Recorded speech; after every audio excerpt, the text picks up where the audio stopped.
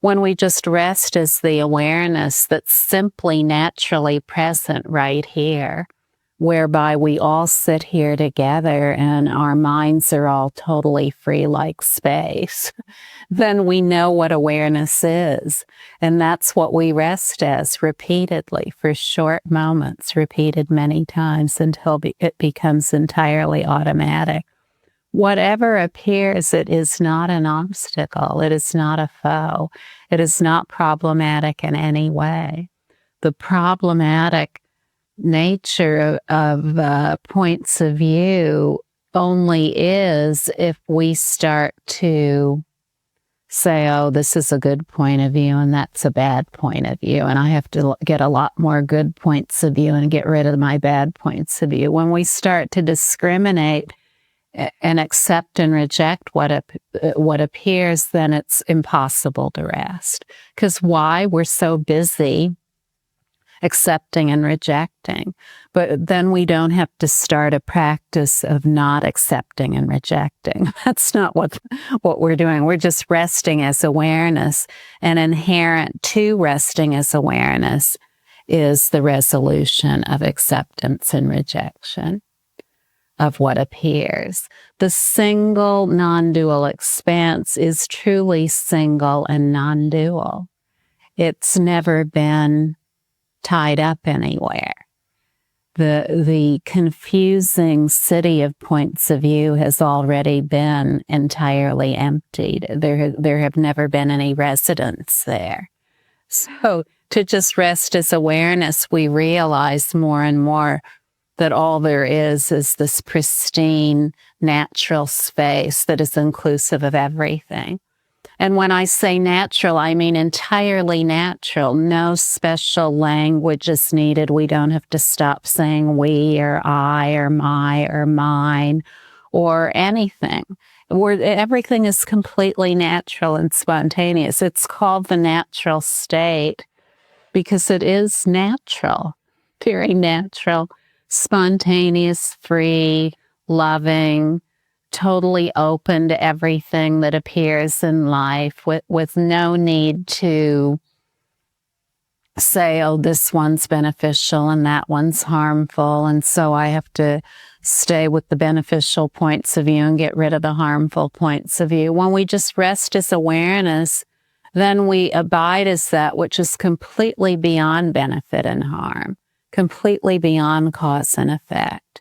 Not tied up anywhere, not tied up to any beliefs, no matter what they are. And in that is the great spontaneity of entirely beneficial wisdom that is inseparable from awareness. If we keep relying on causes and effects and conditions, then we destroy ourselves. We destroy our natural ability to relax. And so, wherever we go, if people say, oh, in order to realize awareness, then you must rely on certain things in order to do that. That just isn't true. It really isn't true. Who we are is extremely easy to access and live as. It's extremely easy. What only is has to be easy, right? How could it possibly be so difficult? But somehow, seemingly, it has become difficult, and only in the way that it's described by many people. But throughout all of humankind, for who knows how long, at least 17,000 years that we know of, this very essential practice, resting imperturbably as awareness, stretches, just this practice, it stretches like a chain of golden mountains from one generation to another. This is the epitome of all practices of understanding our true nature. And it's the practice that is accompanied by unerring instruction so that we always know the practical know-how of how to rest, no matter what appears. So this is something that can be counted on without fail, in the same way that millions of people throughout time have realized the full evidence of timeless wisdom awareness that is the nature of their being through this simple practice. To rest as awareness for short moments, repeated many times until it becomes spontaneous. In just this simple way, very soon there is rest without trying to do so. Just the complete easeful rest that is so obvious as the pure spaciousness of everything. Completely wide open spaciousness has never been tied up anywhere. It's never been tied up anywhere. So to believe that it has is just foolhardy. Just relax, completely relax as we're meant to be. And in that, it's just so clear. It's so clear that there's never been anything to believe in, nor anyone to believe in it. The unborn is never born. So we say we're born, but we're always unborn. All that's born are opinions. Always we remain as we are, and these opinions that proliferate and resolve, they're just points of view of pure space and nothing else. They've never really been anything.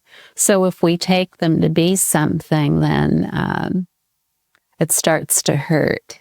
Do you know what I mean? If we take them to be something, then it starts to hurt. And all we need to do is relax. And then all that hurt that has been associated with point of viewing, taking points of view to be real, all that hurt begins to resolve in the basic space of awareness. That's the undoing of the hurt. It's the undoing of the hurt. And if we think we have to perfect ourselves in some way, know that everything already is perfect in resting as awareness. So it's in resting as awareness, just the complete ease of that all faults are effortlessly exhausted and all qualities are effortlessly perfected. Just in that, without any doing, without any examination of the non-existent ego.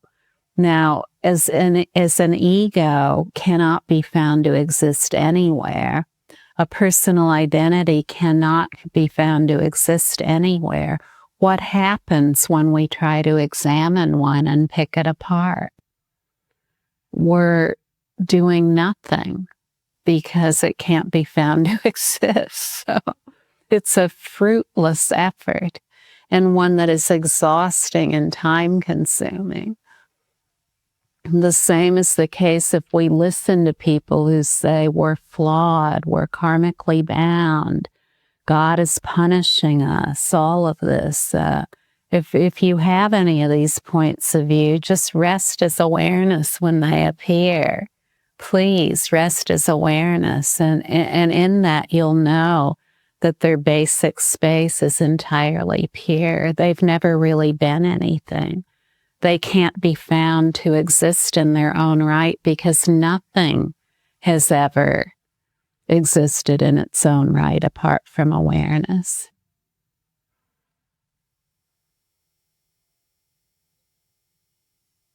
If we want to know what love is, this is what love is. Resting as awareness is what love is. We've never been made into unlove. No one has ever been made into unlove. And we don't have to get love somewhere else. We don't have to get it anywhere else. It's already naturally present as the very essence of our being. When we rest as awareness, we don't even have to think about love or getting love or finding love in ourselves. When we rest as awareness, that is love. We take ourselves completely beyond all reference points, completely beyond all reference points. We naturally settle into the well-being of the ease of everything as it is. All effort is gone beyond. We less and less we find any need to criticize ourselves or judge ourselves. And in doing so, what naturally happens is that then we no longer criticize and judge others. When we feel we're flawed and need to be fixed, we automatically feel everyone else is flawed and needs to be fixed. But this has never been the case. Forever flawless, stainless space has never had anything going on in it like a flaw.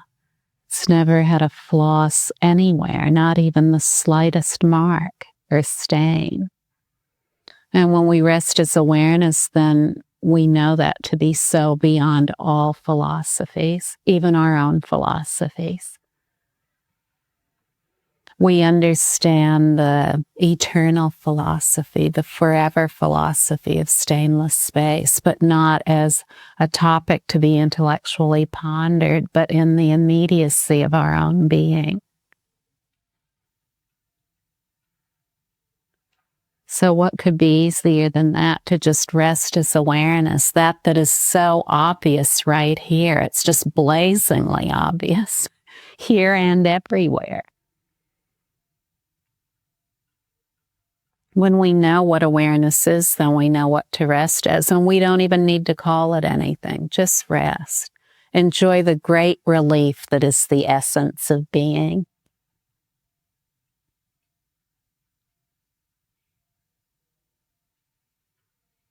Remember